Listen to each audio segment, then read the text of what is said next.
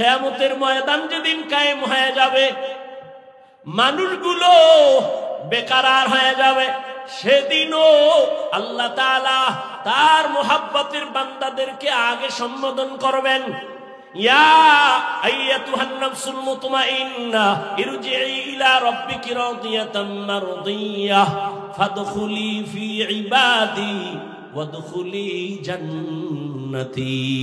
এই জান্নাতীরা, আগে জান্নাতের দরজা খোলা হবে না, তালা লাগানো, চাবি হলো মুহাম্মদের হাতে। অতএব জান্নাতের দিকে না যাইয়া নূরের তৈরি আরশে আজিমের নিচে আশ্রয় নাও। ওখানে আমার কলিজার বান্দাগুলো বসা, মুতমাইন্নাওয়ালারা ওখানে বসা আছে। আমার প্রিয় বান্দাদের কাতারে ঢুকো, তারপরে জান্নাতে যাও।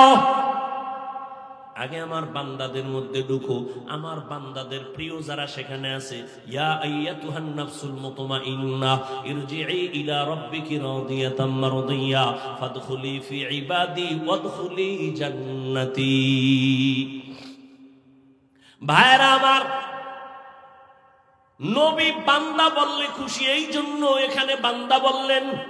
2 নাম্বার জবাব, বান্দা বলিয়া নবীরে ডাকলেন কেন? কয় আল্লাহর সাথে বান্দার একটা সম্পর্ক আছে, ছাত্রর সাথে উস্তাদের সম্পর্ক, মা বাবার সাথে সন্তানের সম্পর্ক, স্বামীর সাথে স্ত্রীর সম্পর্ক, আল্লাহর সাথে বান্দার সম্পর্ক অনেক লাইন, কিন্তু একটা মূল সম্পর্ক কি? বলে আমাদের সম্পর্ক, আল্লাহ আমাদের মাবুদ, আমরা তার আবুদ। মাঝখানে সম্পর্কের সূত্র হলো ইবাদত।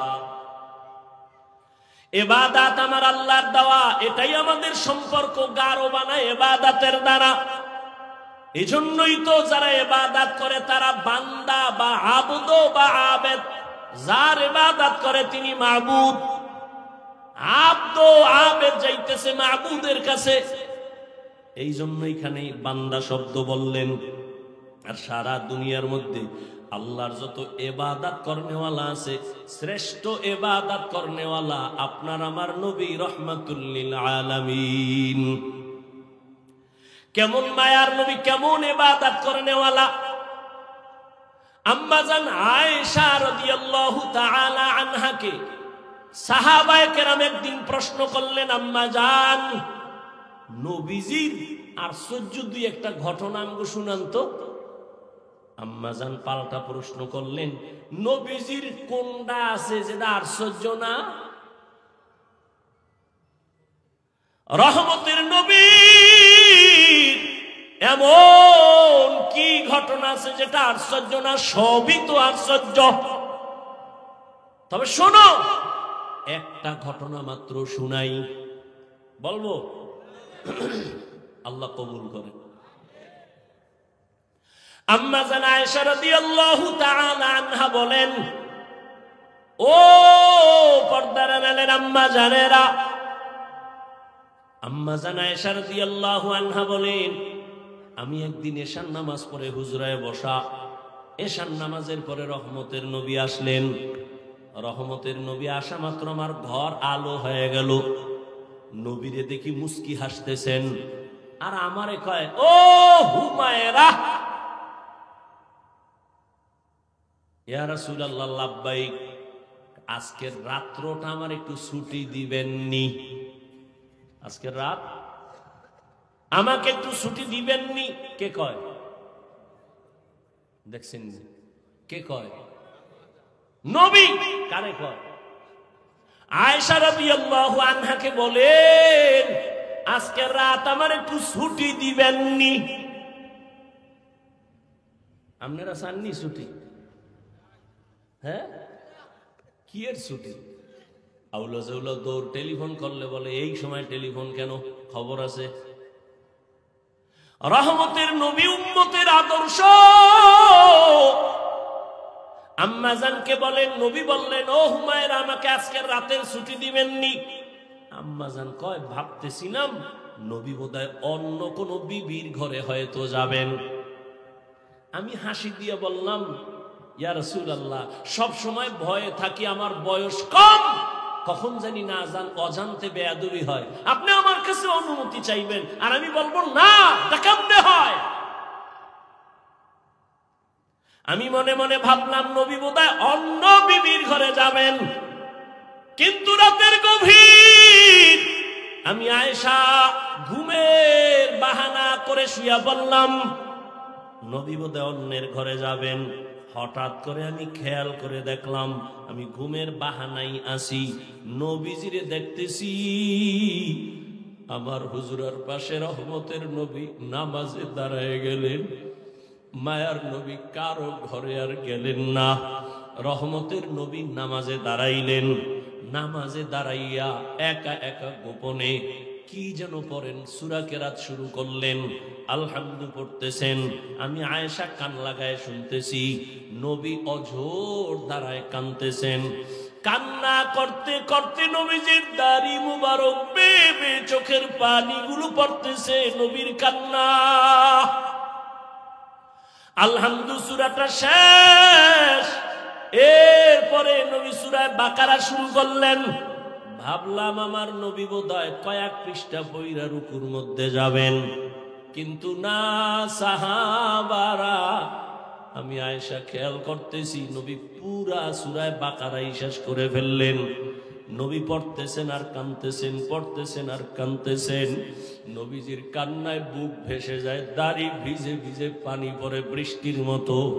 ভাবলাম নবী সূরা বাকারাটা শেষ করে রুকুর মধ্যে যাবেন, না, রহমতের নবী পরের সূরাটাও তেলাওয়াত শুরু করলেন। তেলাওয়াত চলতেছে চলতেছে, মায়ার নবীর চোখের পানি পড়ে দাড়ি মোবারক ভিজে যাইতেছে। নবীজি সূরা বাকারার পরে সূরাটা পড়তেছেন, মাঝখানে না সেই সূরাটা পুরাই শেষ করলেন। এরপরে ভাবলাম নবী রুকুতে যাবেন, দেখলাম না, নবী তারপরের সূরাটাও শুরু করলেন। আর কান্না বন্ধ নাই। নবী পরের সূরাটা ৩ নাম্বার সূরা পুরাটাই শেষ করে ফেললেন। এরপরে নবী রুকুতে যাবেন না, নবী দেখি আবার পঞ্চম সূরাও তেলাওয়াত শুরু। মায়ার নবীর কান্না মনে হয় যেন দুনিয়া কম্পমান হয়ে গেল। নবীর কান্না চলতেছে, তেলাওয়াত চলতেছে, কান্না চলতেছে, গভীর রাতে আর তেলাওয়াত চলতেছে। দীর্ঘ সময় মনে হয় যেন রাত এখন শেষ হয়ে যাবে। নবী মাত্র প্রথম রাকাতে নামাজের তেলাওয়াতে আছেন, চোখের পানিতে নবীর জামা ভিজে যাচ্ছে, দাড়ি ভিজিয়া গেল। দীর্ঘ সময় আমি আমার আয়েশার হায়াতে নবীকে এত কান্না দেখি নাই, এত কষ্ট দেখি নাই। দীর্ঘ টাইম দাঁড়াইয়া তেলাওয়াত করার পর মায়ার নবী সবে মাত্র রুকুর মধ্যে চলে গেলেন। নবী রুকুতে গিয়া আর মাথা উঠান নাই, মনে হয় যেন নবী কান্না করে বেহুশ হয়ে যাবেন। নবীজি এই পরিমাণ ইবাদত করেন, কান্না করে নবী রুকুর থেকে উঠেনি না। অনেক সময় সীমাহীন দেরি করার পর মায়ার নবী এবার দাঁড়ায় গেলেন। দাঁড়াইয়া এরপরে নবী মাত্র প্রথম রাকাতের প্রথম সিজদায় রওয়ানা। মায়ার নবী যখন প্রথম রাকাতের প্রথম সিজদায় চলে গেলেন, সিজদায় গিয়ে যে আবার সে কান্নার আওয়াজ। মায়ার নবী কাঁদতেছেন প্রথম সিজদায়, দ্বিতীয় সিজদাও দেন নাই। প্রথম রাকাতের প্রথম সিজদা, রহমতের নবীর কান্না, নবী আর মাথা উঠান না। এই পরিমাণ সময় লাগাইয়া সিজদায় গিয়া নবী কাঁদেন। মায়ার নবী বলেন, আচ্ছা আস্তাজিদু ইয়াসজুদু আলা কদামির রহমান। বান্দা যখন নিজের কপাল সিজদায় লুটাইয়া দেয়, আমার রব তখন কুদরতের পা বান্দার কপালের নিচে ঢুকাইয়া দেয়। মায়ার নবী সিজদায় পড়ে কাঁদেন। আম্মা জানা আয়েশা বলেন, আমি পর্যন্ত বেকারার হয়ে গেলাম। মনে হয় নবীর এই নামাজগুলি জীবনের শেষ, নবীর জীবনের শেষ নামাজ। নবীর সিজদার কান্না হঠাৎ করে শুনি পেছন থেকে বেলালের আওয়াজ। বেলাল ডাক দিয়ে কয়, ইয়া রাসূলুল্লাহ, আমি ফজরের আযান দেওয়ার জন্য চলে আসছি, তাড়াতাড়ি আপনি প্রস্তুতি গ্রহণ করেন। আজানের সময় কাছাকাছি চলে আসছে, ফজরের সময় অতি নিকটবর্তী। আম্মাজান বলেন নবী মাত্র প্রথম রাকাতে প্রথম সিজদায় এখনো কান্না। ওদিকে বেলালের আওয়াজ, ফজরের সময় কাছাকাছি, দ্রুত রেডি হয়ে যান। আম্মাজান আয়েশা রাদিয়াল্লাহু আনহা বলেন আমার মায়ার নবীর এই রকম আশ্চর্য হাজারো ধরনের ঘটনা। আম্মাজান একদিন বলেন ইয়া রাসূলুল্লাহ, আপনি জীবনে তো কম কষ্ট করলেন না, আপনার জীবন মনে হয় দুঃখে দুঃখে গেল। তবে আমি আয়েশা জানতে চাই আপনার জীবনের বেশি দুঃখের ঘটনা কোনটা? বলা মাত্র নবী হাউ মাউ করে কান্না শুরু করলেন আর বলেন ও আয়েশা, তায়েফের ময়দানের ঘটনা আমার বড় হৃদয় বিদারক, আমি সহ্য করতে পারি না। তায়েফের ময়দানে আমি গেলাম, এদিকে আমার বাবাও নাই মাও নাই, আমি বড় ইয়তীম। সন্তান বিপদে পড়লে বাবারে টেলিফোন করে, বাবা কই আছো, আসো আমার উপরে বিপদ চলে। মা থাকলে টেলিফোন করে বলে মা একটু দোয়া করিও। মায়ার নবী বলেন আমি বাবা বলিয়া জীবনে ডাক দিতে পারি নাই। 6 বছরে মা হারা আমি মুহাম্মদ, 8 বছরে আমার দাদাকেও আমি হারায় ফেললাম। আমার এত কষ্ট, আমার জীবনটা কষ্টে কাটিয়ে গেল। আমাকে 1 দিন না 2 দিন না 3 বছর পর্যন্ত শিয়াবে আবু তালিবে আমাকে গৃহবন্দী করে রাখলো। চতুর্দিকের পাহাড় মাঝখানে আমাদের আটকাইলো, পানি দেয় না, খানা দেয় না। আমি রহমতের নবী গাছের পাতাগুলো সিঁড়ি সিঁড়ি চাবাইয়া চাবাইয়া খাইয়া আমার পেটের ক্ষুধা নিবারণ করছি। আমি এত কষ্টের মাঝে গেলাম তায়েফের ময়দানে দাওয়াত দেওয়ার জন্য। ওই তায়েফের পাগল কাফেরেরা ওদের বাচ্চাগুলোকে আমার পেছনে লেলিয়ে দিল। বাচ্চাগুলো পাথর হাতে নিয়ে বৃষ্টির মতো মারতে যখন শুরু করলো, একদিকে গালি দেয় আর অন্যদিকে পাথরের আঘাত। পাথর পরে পরে আমার শরীর রক্তে রঞ্জিত, রক্ত পরে আমার জুতা পর্যন্ত আটকায় গেল। আমার আল্লাহ পর্যন্ত বেজার হইয়া জিবরাইলকে পাঠায় বলে যাও তায়েফের জমিন উল্টাইয়া সব ধ্বংস করে দাও। আমাকে এই পরিমাণ পাথর মেরে মেরে ওরা তাড়ায় দিল। একটা ব্যক্তি ছাড়া কেউ আর কালেমা পড়ল না। আমি মাকেও পাইলাম না, বাবাকেও পেলাম না। এই পরিমাণ কষ্ট আমার, রক্ত মাখা অবস্থায় আমি হাঁটতে হাঁটতে মক্কার দিকে রওয়ানা। এই তায়েফের কাফের বেঈমান এই পরিমাণ আমার উপর অত্যাচার করলো, কি পরিমাণ উপহাস আর ঠাট্টা গালাগালি করলো। আমি আল্লাহর কাছে একবারও বরদোয়া করি নাই, তবে তায়েফের ঘটনা আমাকে বারবার কষ্ট দেয়, কাঁদায়। এরে নবীর উম্মতের দল, ওই নবী মেরাজ থেকে নামাজ নিয়ে আসলেন। আজকে মুসলমান দাবি করি, বান্দা দাবি করি। বান্দার জন্য মূল কাজ হলো ইবাদত। ইবাদত যারা করবে তারা আসল বান্দা, যার ইবাদত করবে তিনি হলেন আমার আসল মাবুদ। এরে বান্দা দাবি করি, এখনো ইবাদতের লাইনে দুর্বল। ও কলিজার যুবক বাবারা, বৃদ্ধ বাবাজিরা, পর্দার আড়ালের মা বোনেরা, আজকে আল্লাহ সন্তান দান করেছেন, একটা আদর্শ সন্তান দুনিয়াতে রেখে যাইতে পারলেন না। কি নিয়ে আল্লাহর আদালতে হাজির হবেন? এখনো সময় আছে, তওবা করেন।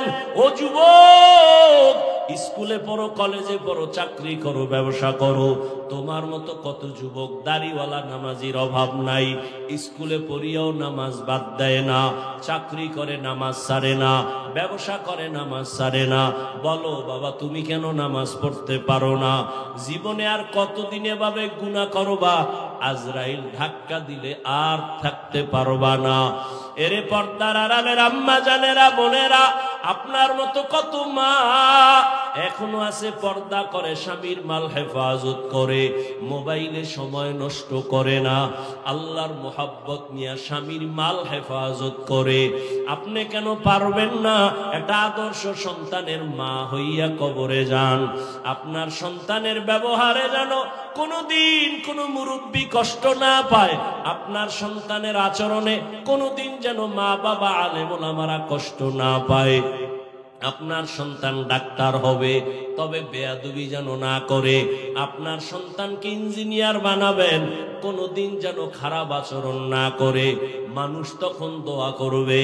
ও পর্দার আড়ালের আম্মা জানেরা, ও বৃদ্ধ বাবাজিরা, আল্লাহ পাক সন্তান অনেকের দেয় না, কত কান্না কাঁদে।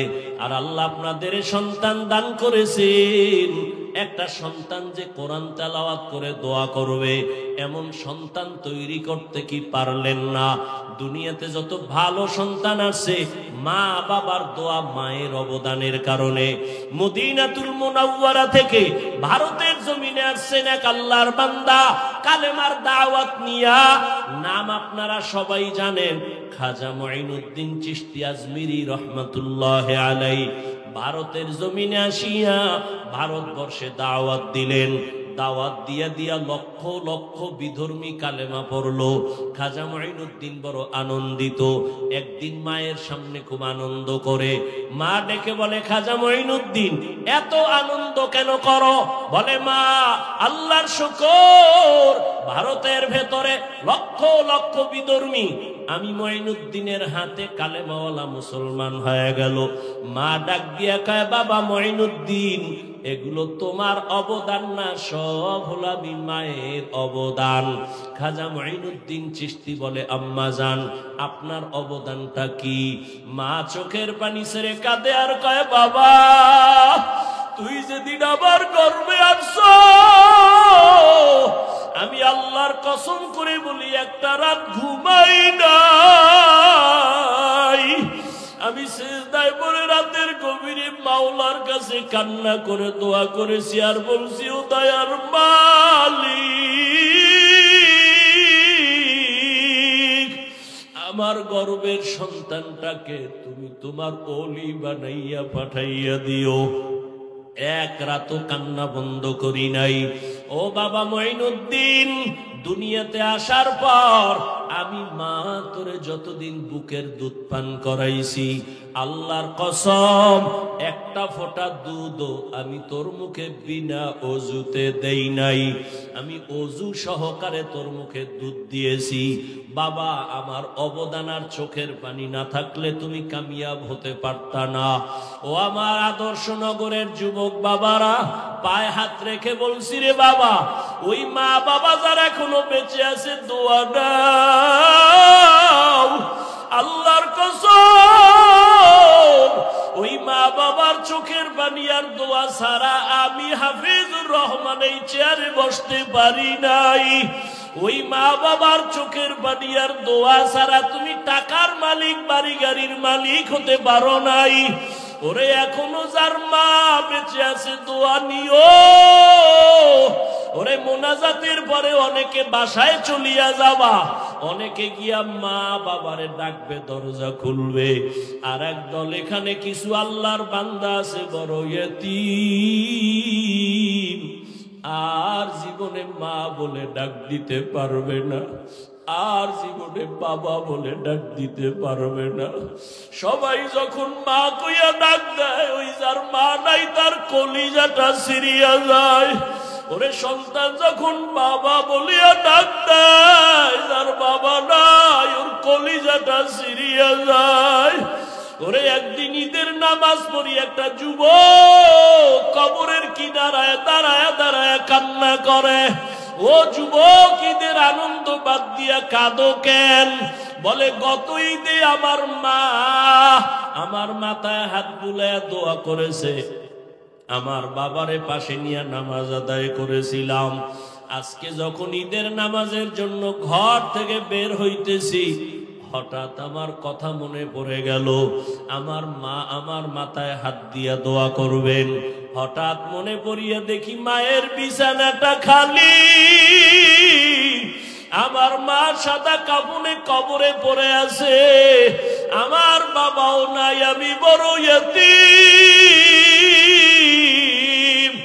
ও মা হারা বাবা হারা, অনেকের মা বাবা ছিল বড় গরিব, কষ্ট করিয়া করিয়া তোমাকে আমাকে মানুষ বানাইছেন। কত বাবা গরিবী হালাতে ছিলেন, বাবার মানে মাঝে মাঝে মনে চাইতো ইলিশ মাছ কিনিয়া খানা খাবে, টাকার অভাবে খেতে পারে নাই। মায়ের মাঝে মাঝে মনে চাইতো আঙ্গুর বেদানা খাবে, টাকা নাই, খেতেও পারে নাই। আজকে তুমি সন্তান, তোমার ঘরে কত মাছ কত ফল, কি লাভ হবে? ওই মা বাবারে আর পাইবা না, আর জীবনে ফল খাওয়াইতেও পারবা না। ওই মা বাবারে যদিও পারবা না, তবে 2 ফোঁটা চোখের পানি পাঠাইয়া দাও রে নিষ্ঠুর। গুনাহের কারণে দিলটা পাথর, চোখে পানি নাই, 2 ফোঁটা চোখের পানি পাঠাইয়া দাও। যদি কান্না না আসে, ডানে বামে দেখো কার চোখে পানি। ওরে কান্নাওয়ালার থেকে দোয়া চাও, কান্নাওয়ালার দোয়া খালি ফেরত যাবে না।